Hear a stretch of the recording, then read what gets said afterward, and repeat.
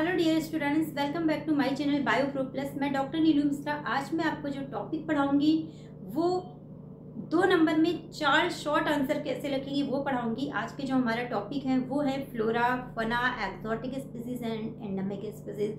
ये क्वेश्चंस आपके एग्जाम में आधे आधे नंबर में आते हैं। एक क्वेश्चन आपको 2 नंबर का दिया जाएगा जिसमें कि ये शॉर्ट नोट्स लिखने के लिए 4 सब टॉपिक उसमें आते हैं।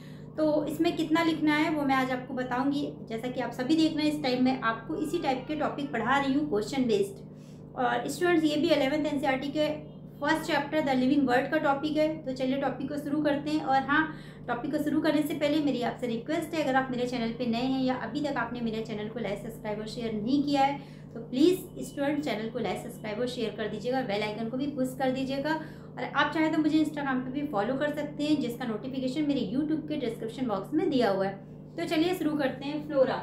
फ्लोरा क्या है?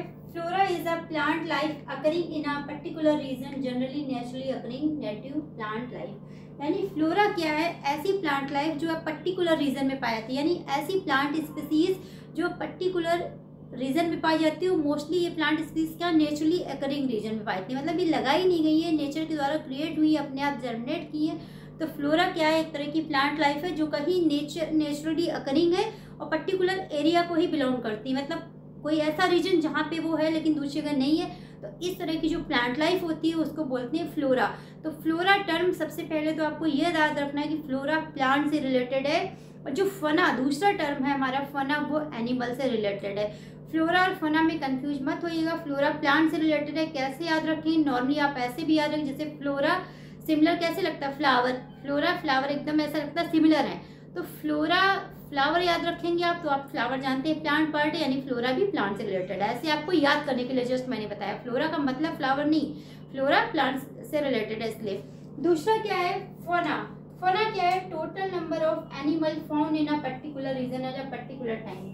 फना जो है वो टोटल नंबर ऑफ एनिमल को रिप्रेजेंट करता है, यानी total number of animal found in a particular region at a particular time. किसी पर्टिकुलर रीजन में एक पर्टिकुलर टाइम में जितने भी एनिमल पाए जाते हैं उनको कलेक्टिवली क्या बोलते हैं? फना बोलते हैं। जबकि फ्लोरा क्या है? किसी पर्टिकुलर रीजन में जितने भी प्लांट पाए जाते हैं जो कि नेचुरली अकरिंग है उनको हम बोलते हैं फ्लोरा। तो ये तो था फ्लोरा एंड फना। दूसरा क्या है? Exotic species. Student, exotic and endemic species ये दोनों बहुत ही इंपॉर्टेंट क्वेश्चन है जो आपको पढ़ने ही चाहिए और आपके एग्जाम में पूछे भी जाते हैं। तो एक्सोटिक स्पीसीज क्या है? Any species of plant living in any other place except is native place is said to be exotic species. आप इसको सिंपल टर्म में समझिए। एक्सोटिक मतलब ही होता है जो कहीं बाहर से लाया गया हो। ये नहीं कि हमारी कंट्री में कहीं भी किसी भी जगह कोई चीज़ जो बाहर से लाई जाती है दैट इज कॉल्ड एक्सोटिक। तो एक्सोटिक स्पीसीज क्या होती है? एनी प्लांट स्पीसीज, ऐसी प्लांट स्पीसीज जो किसी ऐसी एरिया में पाई जा रही है कि वहाँ पे वो एग्जिस्ट नहीं करती बट लाई गई है बाहर से।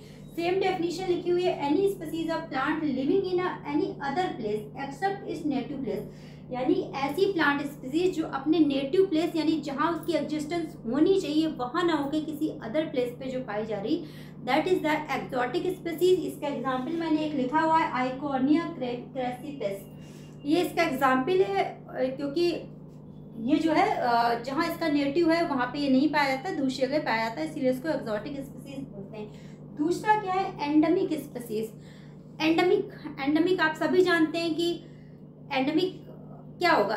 जो कि these are restricted to a particular area, यानी ये किसी एक पर्टिकुलर एरिया में रिस्ट्रिक्ट होते हैं, हर जगह नहीं पाए जाते हैं, यानी कि एंडेमिक स्पीसीज। सिमिलरली इससे एक मिलता जुलता टर्म और आगे आएगा, इंडेंजर्ड स्पीसीज। वो मैं आपको बाद में पढ़ाऊंगी। इंडेंजर्ड मतलब जो स्पीसीज खतरे में, यानी जो धीमे धीमे खत्म हो रही है, लिमिटेड हो रही है, उनको एंडेंजर्ड बोलते हैं। तो एंडेमिक स्पीसीज क्या होती है? सिर्फ पर्टिकुलर एरिया में रिस्ट्रिक्टेड होती है, हर जगह नहीं पाई जाती। एंडेमिक स्पीसीज का एग्जाम्पल है रोल्फिया सर्पेंटाइना। ये क्या है? सिर्फ इंडिया में पाया जाता है और कहीं नहीं पाया जाता, इसीलिए इसको हम बोलते हैं एंडेमिक स्पीसीज। और भी एग्जाम्पल है लेकिन अभी मैंने आपके शॉर्ट नोट्स के अकॉर्डिंग आपको सिर्फ एक एक एग्जाम्पल दिया है। तो डियर स्टूडेंट्स, ये शॉर्ट नोट्स आपके 2 नंबर में आते हैं। हो सकता है ये चारों आपके उसमें ना भी आए, इनमें से कोई 1 या 2 पूछा जाए, लेकिन मैंने आपको चारों पढ़ा दिए क्योंकि चारों इंटरेस्टिंग थे, इंपॉर्टेंट थे, मैंने पढ़ा दिया। कभी कभी एक साथ इनमें डिफरेंस भी पूछ ले आता है।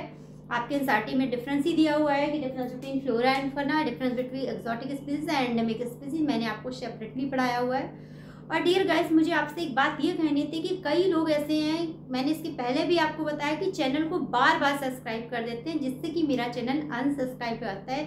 तो प्लीज़ मेरी उन लोगों से रिक्वेस्ट है जिनको नहीं पता है या बाय मिस्टेक वो कर रहे हैं, अगर आप एक बार चैनल को सब्सक्राइब कर देते हैं, बेल आइकन को पुश करके ऑल पे क्लिक कर देते हैं, तो उसके बाद आप मेरा वीडियो कितनी बार भी देखिए, मेरा कोई भी वीडियो देखिए, आपको दोबारा सब्सक्राइब बटन पे क्लिक नहीं करना है, ना ही आपको बेल आइकन पे क्लिक करना है। अगर आप दोबारा से या हर एक वीडियो को सब्सक्राइब करने की कोशिश करेंगे तो चैनल अनसब्सक्राइब हो जाता है।